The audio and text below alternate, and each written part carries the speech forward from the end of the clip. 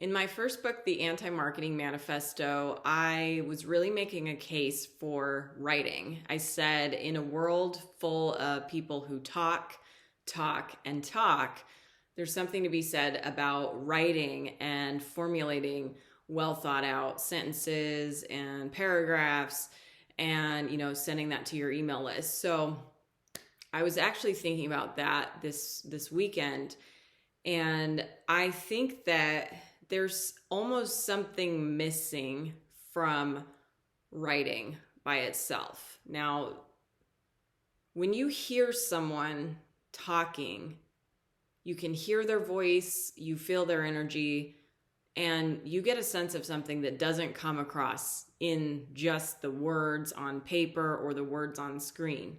You can actually feel the living human being on the other end of it. So now, like 2 years later, after that book was published, and now after we've gone through 2020 and all the stuff that went along with that, my book, I wrote my book before 2020, and it was like just on the cusp of that. Now I can see that talking is actually very important because people need to hear you, they need to feel you.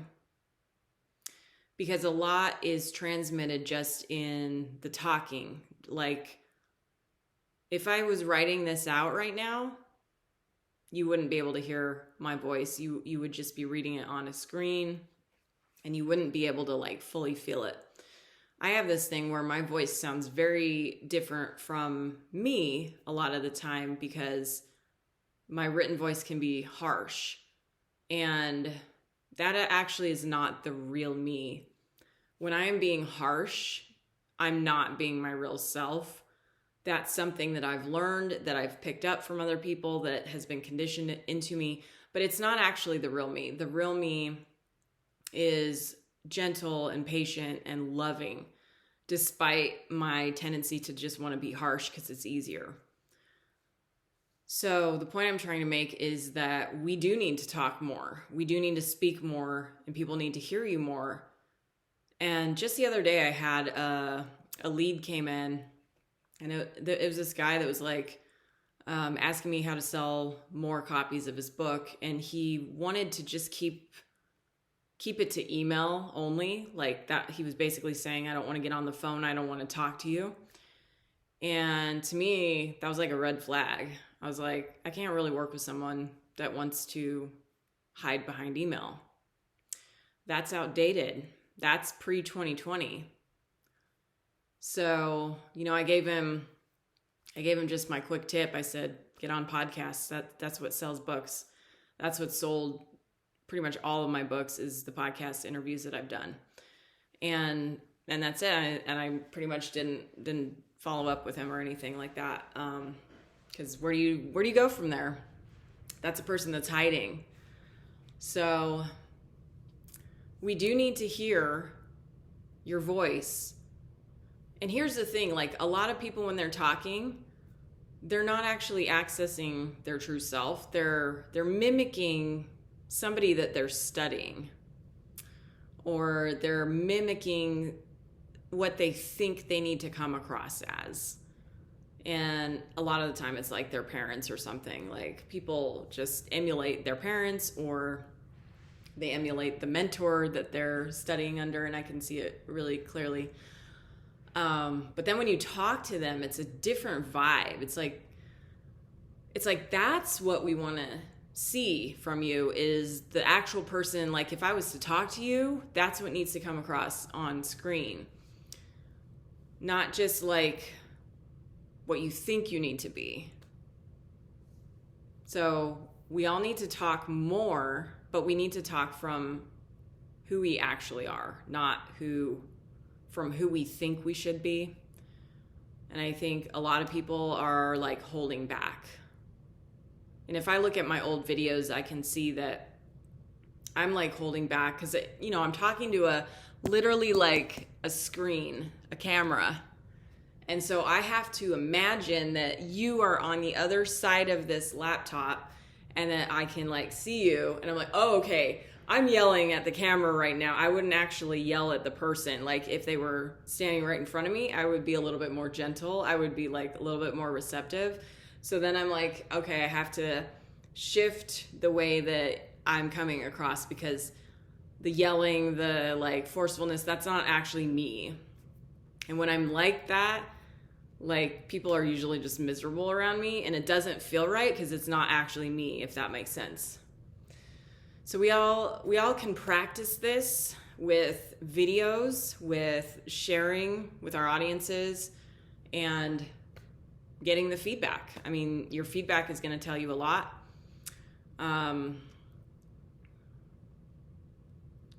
It's just this new evolution. It's where the world is going. You know, if I was still stuck in my pre-2020 viewpoint of only emailing clients, I would probably be long gone by now. I mean, something about those Zoom calls really set everything free. I was like, oh, this is actually pretty easy. You just talk to somebody and boom, close a sale. Like, no back and forth lengthy emails, no like, none of that. Like, it's just, do we vibe or not? Yes or no? Is this like a fit or not? Yes or no? And then go on your merry way. So talk more from your real self. Don't be afraid to do it. You know, people are afraid to do it because they're afraid of being judged. They're afraid of pissing someone off.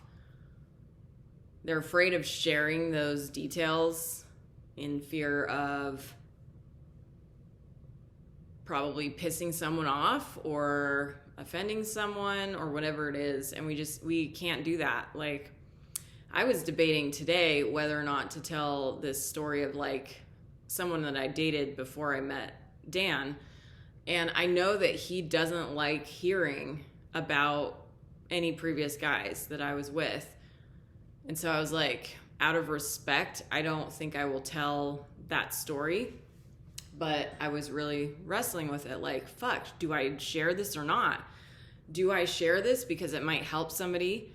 Or do I respect my partner and not share it because I value the partnership? And that was something I was really thinking about today. I mean, I'm witnessing someone that did not value their partner at all, and they just shared everything, and now they're divorced. So their rationalization was they were doing it to help people. So it's like that person didn't really value their partner, and they probably won't value the next partner, because there's a certain bond that you have where you don't share because it's sacred, it's part of your relationship. So that's something that, you know, I was thinking about today is, ooh, do I share that story? So it's a tough one. Sometimes you have to be like, do I share that story? And, you know, try it out if you want to or not. I'm like, do I share that? Well, I'm not really trying to be like a relationship coach. I know that a lot of people struggle with their relationships, and you know, we've done so much work to have a great relationship, and we're very lucky to have that. I mean, it's not luck. Actually, it's not luck. We've taken the time to do the work, to understand how to respect each other's deepest emotions. And I think that's something people don't. They don't really take the time to do. So if you want relationship advice, I mean, you have to take the time to understand the deep emotions with your partner. But see, that's vague as I tell you that. That doesn't really tell you anything. So, but the story that I was going to tell was like in relationship to a previous relationship that I had that was not Dan, that was in long ago in the past. But I didn't really figure out like what the point would be to that story. So I decided not to share it. And also I didn't want to offend my man. So didn't want to disrespect him. So yes, there is a trade-off. There is a price to sharing certain stories, and there's a price to not sharing certain stories, and you have to weigh it. Well, what's the cost? Is the cost worth it? Is it not? I know this person that really values privacy and they don't want to share anything. And to me, that, I get that. I used to feel that way. And I feel like that's holding back in a way. That's not helping people on the deeper level that we all need help with today. We are facing the strangest times in the history of humanity today, and we all need some kind of depth and wisdom. And we're getting it from each other, but they can't get it from you if you're not sharing.